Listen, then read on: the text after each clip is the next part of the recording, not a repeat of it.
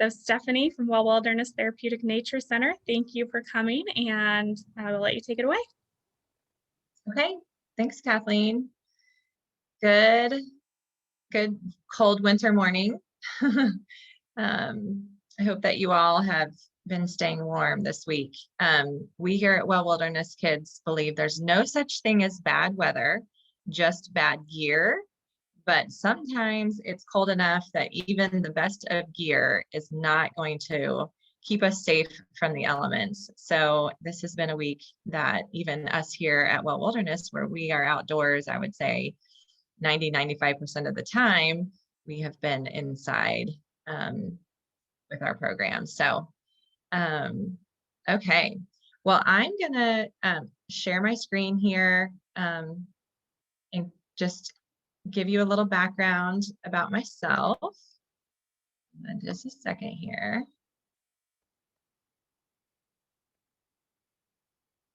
Okay. So again, my name is Stephanie Novacek. I am a pediatric physical therapist. I have been in practice since 2001. I started my career doing early childhood intervention and was doing a lot of home visits with families. And then I also spent some time at the Kansas School for the Deaf, providing services early on in my career. And then I ventured into just definitely knowing I wanted to be more of like a team, like an integrative team. And so I spent about 13 years at Children's Mercy Hospital in the outpatient clinic. And it was in 2015 that I decided to step out and start my own practice. And a lot of that was because I myself am a mother of 4 children. And I definitely was feeling like I needed to be present for them. But I also had this pull to like do something outside the box of physical therapy. And I saw so many times that I just felt like if a child were referred to me sooner, I just really felt like we could have really headed development in a different direction, health and wellness in a different direction. I really have a whole child approach. And out here at Well Wilderness Kids, we have a very whole child approach. And we function as an integrative team of physical therapists, occupational therapists, speech therapists, music therapists. We have social workers. We have a mindfulness facilitator. We have educators and special educators. And we all work integratively together. Did I say speech therapy? I may not have said that. Anyways, so that was kind of my reasoning for wanting to step out of the hospital-based setting and step more into private practice. And I had no intention whatsoever of opening up a therapeutic nature center. It was, yeah, I'm a woman of faith, and it was just one of those situations where the message was very clear that this was what I was being called to do. And so my husband and I and our 4 children live out here in South Olathe on about 10 acres of farmland. And this is where Well Wilderness Kids has originated, here in Olathe. But exciting news is that last fall we purchased a second location, which is in Eudora, Kansas, just in between DeSoto and Lawrence. And we have about 6.5 acres of creek and forest and open space in that location that we will start programming this summer. So let's see, what else about me? So I'm actually love doing presentations in, like, of course, live in person, so that we can talk to each other and make connections and share stories. Storytelling is such an important part of our social emotional intelligence. And so doing this presentation via Zoom is definitely not natural for me, but I'm just hoping that once I get through the information, that there are just some things that kind of spark in your mind that you want to either ask questions or share a story. I really would love for us to try and be as connective as possible this morning. And we'll do a couple little mindfulness activities together towards the end of my presentation. So I wanted to share with you all today just about this concept of nature play, and how when, not only children, but also us adults, when we allow ourselves to nature play or play in and with nature, we are making so many amazing brain-body connections that have been supported by research for years and years and years. There's no refuting it, absolutely no way to refute it. And so that's what I wanted to share a little bit this morning with you all, but also just, giving you the what and the why. The why is super important.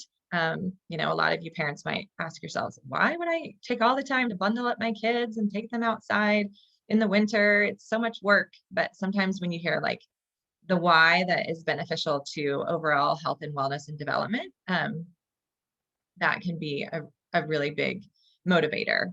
And then I also want to give you some of the how, which I feel like is super important. Okay, so again, I'm Stephanie Novacek.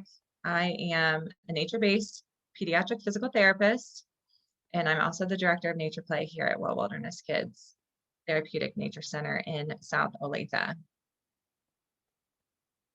Okay, so here's the what. What is NaturePlay? So NaturePlay is definitely it's not anything like rocket science. It's really unstructured play in all kinds of outdoor settings. I mean, it could range from a local park, or you go on a vacation and you find a really awesome place to go hiking or being outdoors, but it also could just be in your backyard, because any outdoor nature space is going to contain natural elements. Unfortunately, we live in a nation where a lot of our nature spaces are being overtaken by construction or just not natural materials, manufactured play equipment. But you really want to think about nature play being in a setting where there is as many natural elements as possible. So that could be anything from logs and sticks to rocks, water, snow, ice, bugs, flowers, dirt. Playing in the dirt is such an important part of building a child's immunity and developing their sensory integration system. So nature play is in those settings versus being in a more conventional manufactured play equipment environment, which is not to say that those environments aren't great too, but today we're specifically looking at what is nature play. So it involves not only playing in nature. So again, we could go to a park where there's the conventional manufactured play equipment and you're playing in nature because you're surrounded by the sky and the wind and the sun and the rain and all of that. But nature play, we're really looking to play with nature, to really foster exploration through the senses. For example, this little pine cone here. These pine cones could be on the ground around you and your child while you're playing outdoors, and that's playing in nature. But when you actually present this to your child to explore with their sense of touch, to smell it, to hear the sound it makes, to look at all the texture and the colors that are within this pine cone, that is making brain-body connections that are significantly deeply more rooted and will be more sustainable than playing in nature. So we're really trying to foster that exploration of playing with nature through the senses. So nature play actually is really accessible in the fact I had mentioned your front or your backyard or a local park. You can even bring nature into your home, right? Like I brought all these nature treasures in a little basket, excuse me, into my home, which makes it super accessible. So now I have this lovely little natural treasure basket of loose parts that's accessible for anyone. So during the winter months, that might be something to consider. NaturePlay is also inclusive if we really work on that mindset. And I think that's something that you all parents, like hopefully are keeping in the forefront of your brain about what does that word inclusive mean. So NaturePlay, it's accessible to everyone, but inclusive in that children of all ages and all abilities are able to play in and with nature together. And that is something that is super, super embedded in our mission out here at Well Wilderness Kids. We are really just advocates for, we're guardians of play, but especially inclusive nature play, knowing that all children have a right to be in and with nature. And like I had mentioned before, there's a myriad of research that supports the benefits of nature play, that supports the healthy development of children. And honestly, whether your child has a diagnosis or not, there are so many parts of everyone's just overall health and wellness that is supported by being in nature, even us as adults. Many of you might be able to definitely relate to the fact that sometimes it just feels really nice to step outside into the sunshine, especially over the past week when we haven't had much sunshine, like how that helps our neurological system just down regulate and kind of helps us push that reset button. And in many, many situations that it can do the same thing for children. And again, just in a very broad, global way. So it's, also available for the entire family to participate in. And, that's something that we here really try to advocate is getting out into nature with your children, playing in nature, but also with nature with your children. It's really important for us adults to not forget that we need to play too. Like ask yourself, like, when is the last time that you've allowed yourself to play? And it could be playing with your children, but maybe not. Like maybe your way of nature play is taking a walk outdoors. Maybe you love to bird watch. Maybe you love growing a garden.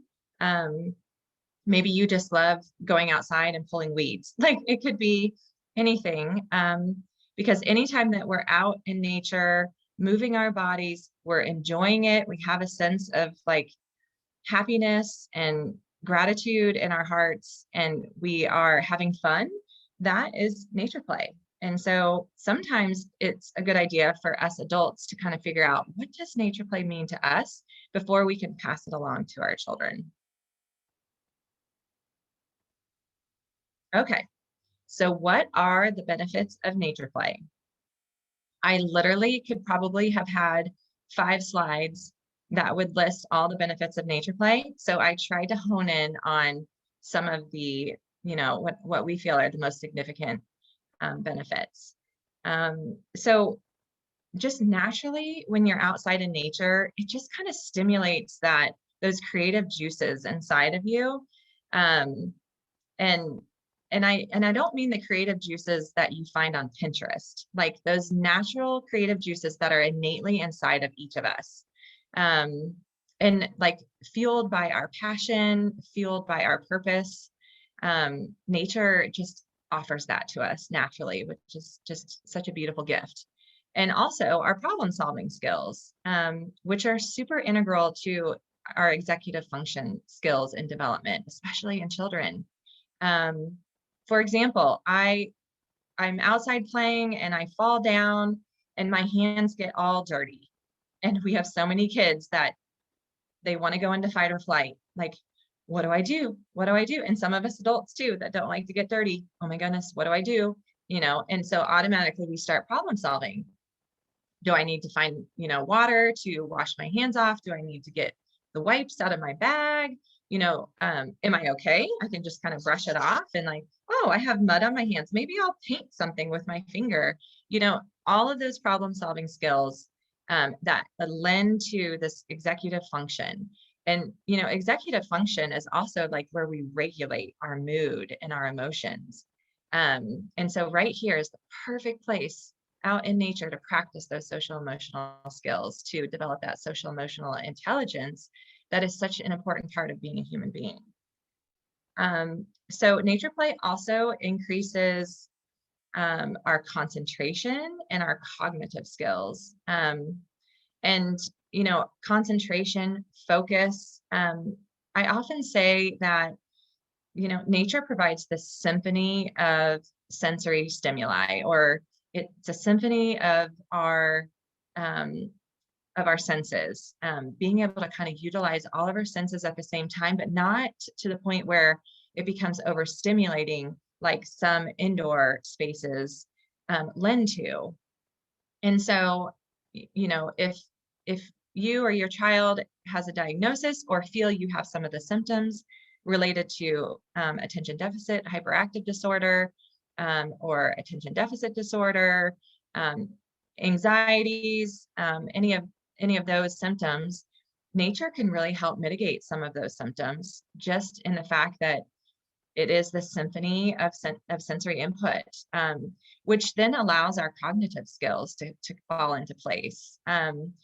Looking at all the beautiful, rich depths of colors and textures, within every sense is like probably 20 other senses. Like our sense of sight is not just sight. We don't just see. We actually look at color, texture. We have depth perception. We look at like shade and hues. So we have like the eye-hand coordination. All of it is all within that one sense of sight. And the same goes for all the other senses. So out in nature, it just like helps keep our neurological systems more regulated so that we can really work on concentrating and setting ourselves up for a space to learn and develop and explore. And NaturePlay also helps to build confidence and resilience. And, like this is something I had to wrap my brain around when I first started delving deep into NaturePlay. And what is this? Why is it that children that play outdoors more, why is research telling us that they are more confident and resilient children? And how do you measure that? So definitely when we start looking at the social emotional intelligence side of development, that is where we can really start to hone in on like resilience and confidence with transitions, right? Transitions are hard for all of us, even they're challenging for all of us, even for us adults, but definitely for a lot of children.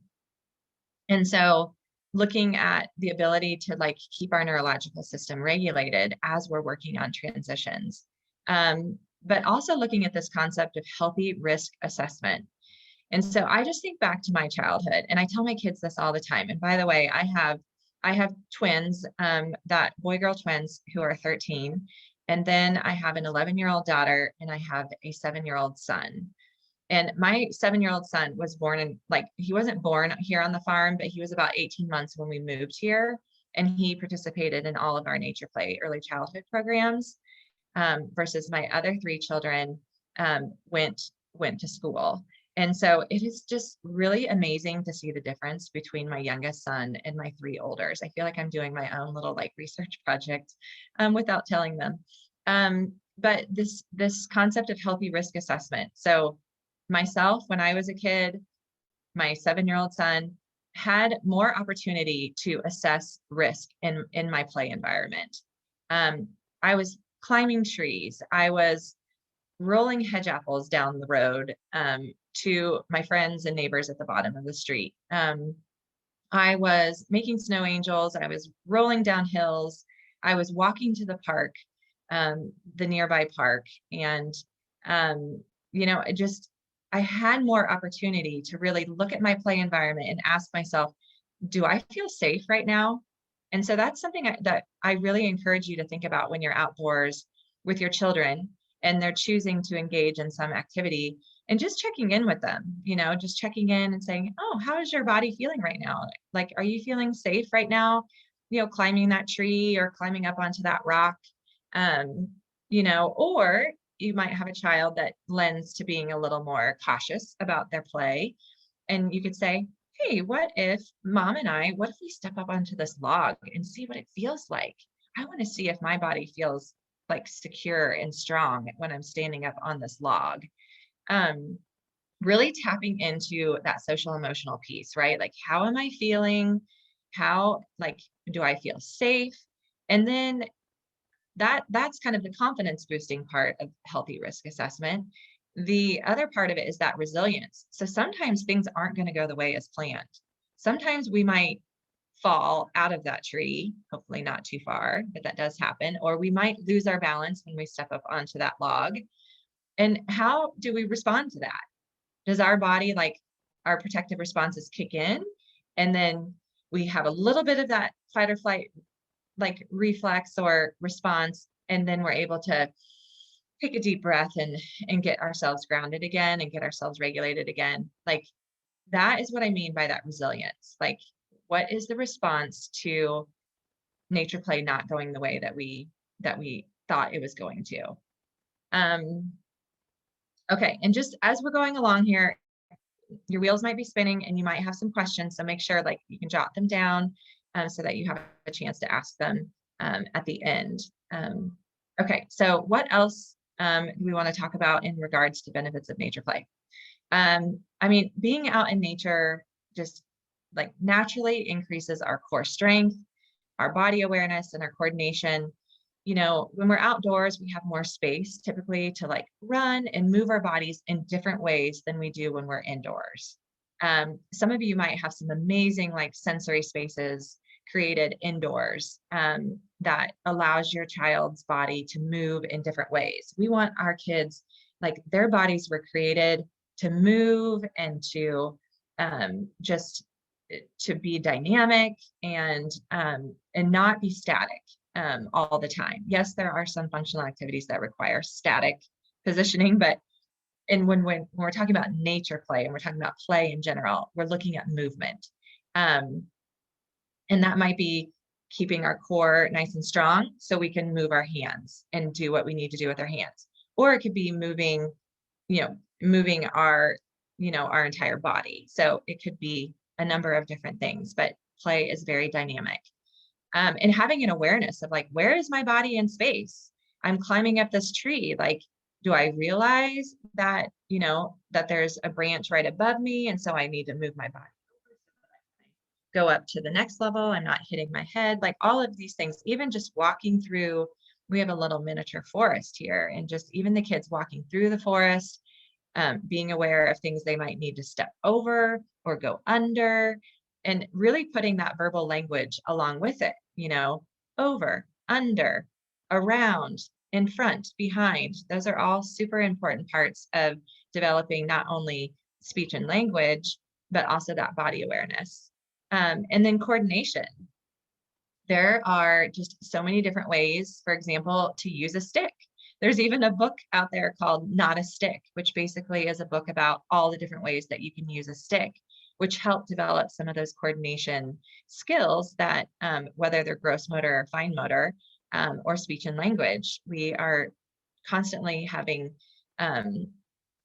having opportunities when we're out in nature to kind of work on that coordination. And again, that's that brain body connection that is just so crucial for healthy development.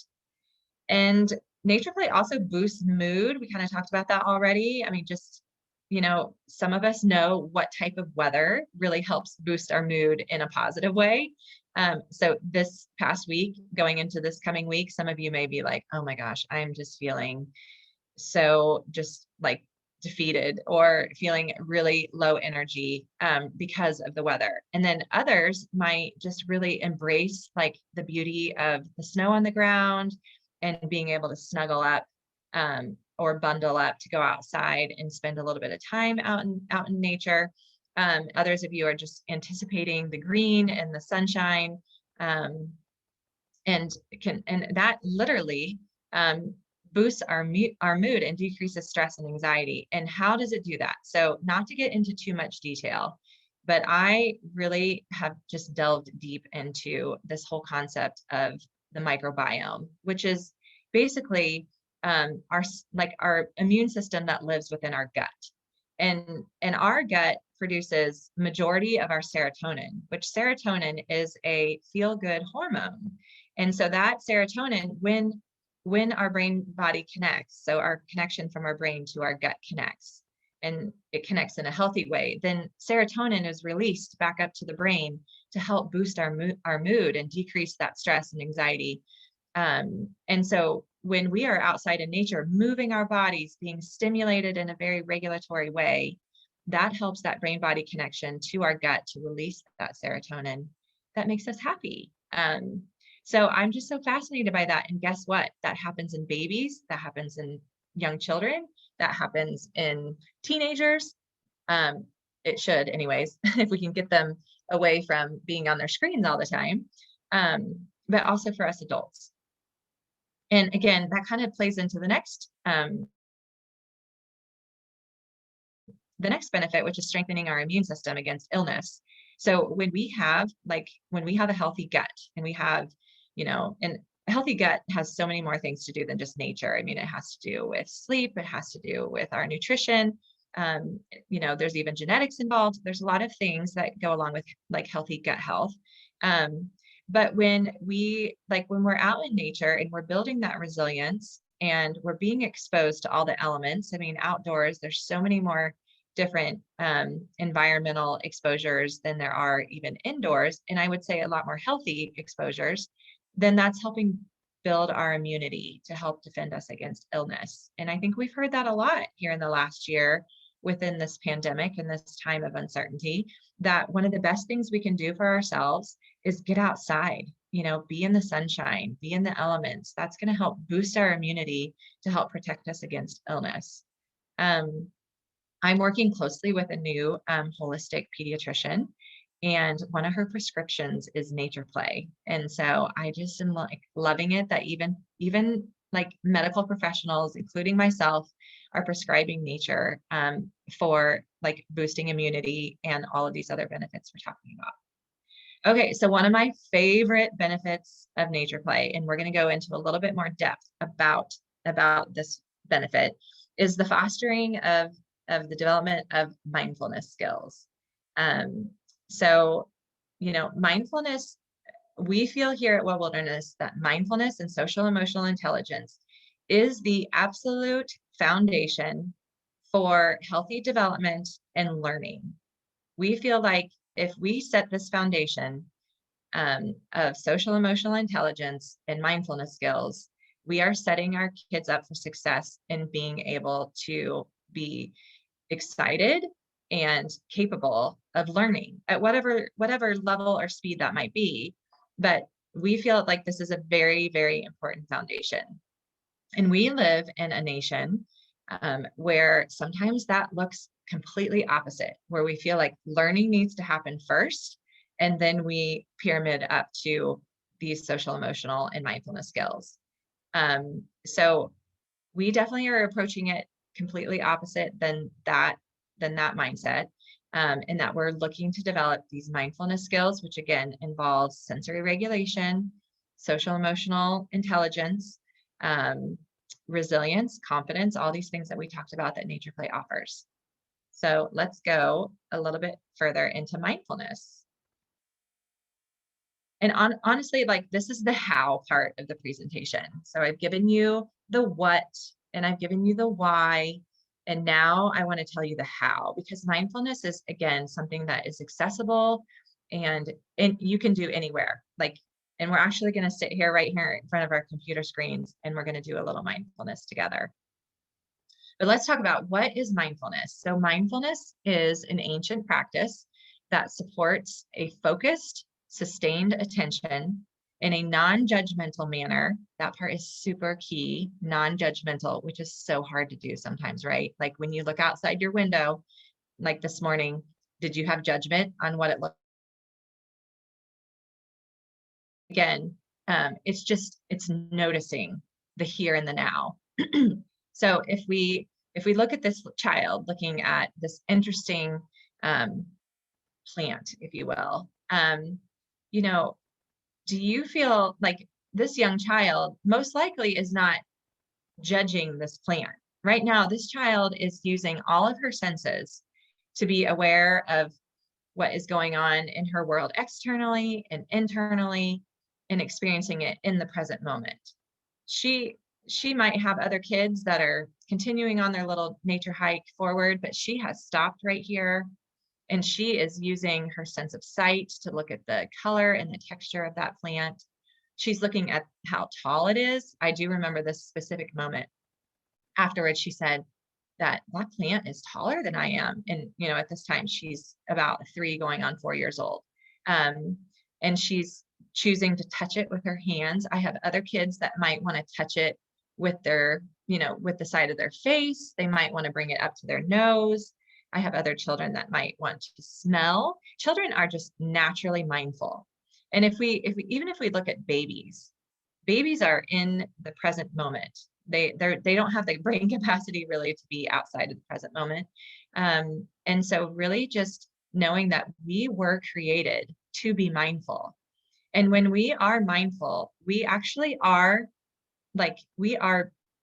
increasing the size of our prefrontal cortex, which is where we have the ability to reason and the ability to stay emotionally regulated, to be focused and to stay calm. And so we really want that part of our brain, our human brain, to be like a really integral part of our daily function. But it does require us to use all of our senses to be aware of what's going on in the present moment. You know, so kind of think about when you're with your child or children and you're outdoors, like watch them, watch and see their, you know, their response to the things around them. And just, it's quite fascinating to learn a lot about this concept of mindfulness when we observe children. And then we might have a lot of children that just whatever might be the reasoning, it might be that they have a lot of anxieties or a lot of impulsivities, a lot of big emotions, a lot of like decreased attention and focus that are taking them away from that ability to learn how to be mindful. But I will tell you this, that we can all practice mindfulness, no matter what age, ability, diagnosis or not, we all can practice mindfulness. So I'm hoping that as we get a little further here into this topic, that you will be excited to practice some of these things at home. Okay, so what is this science behind mindfulness? I already kind of painted the picture for that. So mindfulness can change brain structure and create new neural pathways. And I've seen it happen in my own body, and I've seen it happen with my children and my husband, and I've also seen it with the kids that are out here at our programs. But what's even cooler than that is the fact that there's research to support it. So you cannot believe me and you can just look at the research, which just makes it easier for everyone to kind of wrap their brain around it. So, and again, we talked about that prefrontal cortex. That is like where we want a lot of our just neural pathways to be developed in that part of our brain. So mindfulness is easily applied to everyday activities. For example, mindful eating is something that is supported by a lot of research that can actually help expose your child or even yourself to new foods or preferred foods. And we do a mindful snack in every program that we have out here. And mindful eating actually does not always mean eating the food. It is exploring the food with your senses. Remember, we have to engage all of our senses when we're practicing mindfulness. So using the sense of sight, smell, hearing, touch might be the senses that need to happen when we're exploring a new food or a non-preferred food before we are expecting our children to eat it. And a lot of times when you're out in nature, and like if you're growing gardens or there's fruit growing on trees, and even just books, right? Teaching kids about where food comes from. that makes a neural pathway that just brings substance and connection with food. We have a lot of animals out here on our farm. And when the kids know that, like, if they eat a banana and they know that they got to go take the banana peel over to the pigs after we get done eating snack, they like, that is like such a connective piece for them. They are like, they feel like they like have a purpose. We talk to them, I'm eating this banana to help my body be healthy and grow. And then I get to go take this banana peel over to the pig, which is also going to help that animal be healthy and grow and be happy. So like mealtime, snack time is a perfect time to practice mindfulness. Mindful breathing.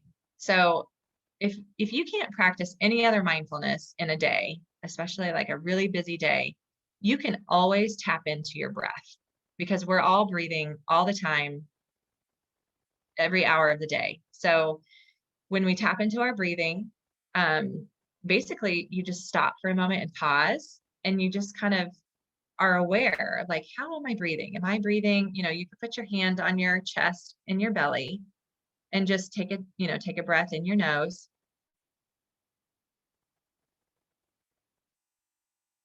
And just being aware of like, where is that breath going?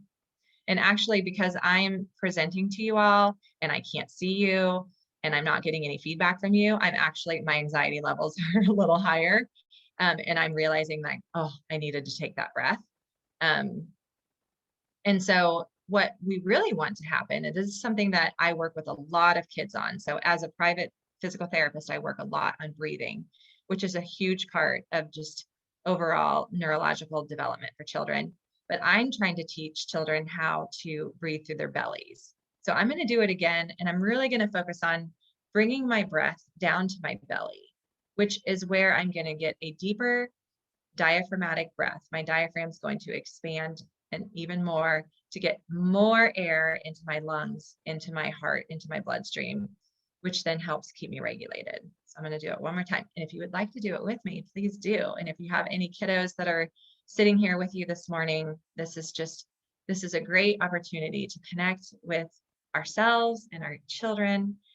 So again, I have my hand on my chest and my belly because I want more breath to go down into my belly. And I'm going to breathe in my nose and out my nose.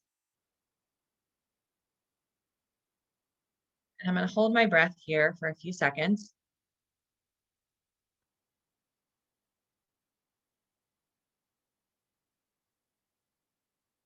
And actually, as you continue to practice mindful breathing, specifically belly breathing, you want your exhale to be longer than your inhale. So if I inhale for 3 seconds, I'm going to try to exhale for 6. So just a little tidbit on mindful breathing.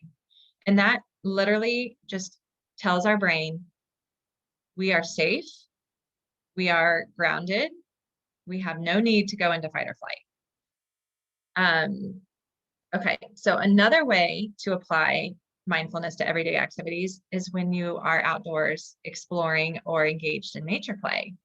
There are so many different ways to tap into the senses when you're outdoors, and we talked a lot about that already. So the science behind mindfulness also supports that we help to manage stress and anxiety. We talked a lot about that. And then when you take mindfulness outdoors, it's like the cream of, like, it's like the icing on the cake, the cream of the crop. So it is even more beneficial to practice mindfulness outdoors. And it's actually more accessible and a little easier to practice it outdoors with less distraction, oftentimes, depending on where you are. Mindfulness also supports emotional regulation, which is also key to executive function, and it allows us access to utilizing all of our senses. So sometimes we just forget that we have so many amazing senses. And there's like a new sense that a lot of us pediatric therapists are like very, very excited about, that we're learning more and more about interoception. So we started talking about a little bit about gut health. And that is like, that phrase, like, I got this gut feeling, or mama's intuition, like that is real. That is actually a sense that is neurologically supported within our gut. that we need to learn how to trust and how to really tap into. And kids and babies have this too. Like babies have this interoception to know, you know, that they are hungry, that they need their needs met, and kids have it too. I definitely have 2 of my 4 children that their ability to access that sense of just interoception, like, and actually I feel like they take on other people's emotions. It's a term called empathic children or empathic adults that really, like, I often take on other people's emotions, but I'm actually, through my sense of interoception, I know when those emotions and feelings are mine. And I know pretty clearly now, more than I did a few years ago by practicing mindfulness, that a lot of emotions are other people's emotions and I don't need to take those on. But anyways, that's going into a whole nother topic, which I happen to get really passionate about. Okay, so mindfulness and nature. So here's just some ideas. And actually this morning I woke up and I was like, I should have put more activities on here for wintertime. And I'll just say them out loud for you. But so taking a walk, which you can take a walk any season of the year. Because again, like, firmly, if we say it, even if you don't believe it right now, saying it in your head, there is no such thing as bad weather, just bad gear. So making sure that you invest in proper outerwear for when you do go outside. In the warmer months, walking barefoot in the grass, the sand, the pebbles, like whatever it may be, that is such a great way to, like, work on all of these benefits of NaturePlay. We talked about the mindful eating activity. You could go outside and have a little picnic or have a little picnic snack, and practice mindful eating. One thing I didn't mention about if you're actually eating, is just being, bringing attention to, like, how many times do I chew up this piece of food until it turns into liquid? And what does it feel like? What does my tongue do? What is my mouth doing when I'm swallowing? Also bringing attention to, like, what it tastes like, and having your child, like whether it's verbally or non-verbally, like telling you, like, what it tastes like or what it smells like, trying to put that verbal language with it. If your child is nonverbal, maybe they're using their adaptive communication device, or maybe you're just kind of narrating what you see their facial expression looks like. A little handheld mirror, just a little handheld mirror like this is a great tool to have at the dinner table, or even in your little bag as you're going out and about, throughout your day outdoors to the park. And a lot of times, even just like your child looking at themselves, getting that feedback through the mirror about what their face looks like when they're trying new foods or eating foods that they enjoy, being social and emotionally connected to, like, what their facial expressions look like. That kind of taps into that interoception as well. You could go outside and blow bubbles. Sometimes during the colder months, the bubbles don't want to stay in a bubble formation. So, but blowing bubbles outdoors, like all the colors and just how they float through the air, watching the clouds, looking at the shapes, the movement, the colors, playing I Spy outside. There's actually a lot of great little printable mindful scavenger hunt like sheets that you could print out and take with you when you go on your adventures. Bird watching, I mean, that may just be as simple as, like, sprinkling some bird seed right outside in your front or your backyard, and maybe just watching from the window and talking about those birds and tapping into the senses as you're looking, you and your child are looking at wildlife outside. Hunting for worms, that's what these 2 little boys are doing in this picture. I mean, whose childhood pastime involves hunting for worms? One thing that we really try to encourage out here at Well Wilderness is just this respect for nature and respect for life. And so we don't let our children, like, we'll let them pick up worms, like, very mindfully and gently, and observe what the worms, does in their hands. But then we ask them to put the worm back into their home, into their safe space, talking about how that worm may potentially feel, how we may feel if we were to injure that worm or that bug. And, even just bugs that maybe are non-preferred, like bees, like talking about the importance of the bees. We have lots of beehives out here, talking about their purpose in our world and how we want to protect them. Being out in nature is a great opportunity to talk about respect and kindness and gratitude, which all plays into being mindful. You could go read under a tree. Reading under a tree in the shade, being able to talk about why it's shaded here and not outside the branches of the tree, what is causing the shadow. Those are all great things too. Collecting nature treasures to bring indoors. So that might be a really great winter activity. And, like some things that I have in my treasure basket are these little wood cookies, which you don't just find these naturally in nature, but you could find a little, log or something that you could, you have someone handy that can cut you some wood cookies. Wood cookies are really great, even just for instruments, right? Like teaching, I use them a lot, just to get some rhythm going. Pine cones, which you could be able to find some pine cones this time of year still. Let's see what else I have in here. I don't know. I just pick up little things from the park all the time. We have a lot of chickens and ducks on our property. So even just finding little feathers, just great little sensory exploration. We cut some little holes into this wood cookie, so you can work on putting things through. Acorns, rocks, right? Like so many people love collecting rocks, especially like heart-shaped rocks or rocks that you can collect and have your child paint. So thinking about, this time of year when it's really cold outside, maybe you're just going outside for like 5 or 10 minutes and you're just collecting some nature items and bringing them back indoors to explore, through the senses. Being creative, if you'd like to get the paints out or stacking rocks or blocks or, sticks, making things out of sticks. It's endless, the things that you could do with nature treasures. Okay, so I just wanted to provide just some of the NaturePlay programs that I'm familiar with and that I'm connected with here in the Kansas City area. Again, we reside here in South Olathe. So for some of you that might be further north, I apologize that I don't know as much about that area.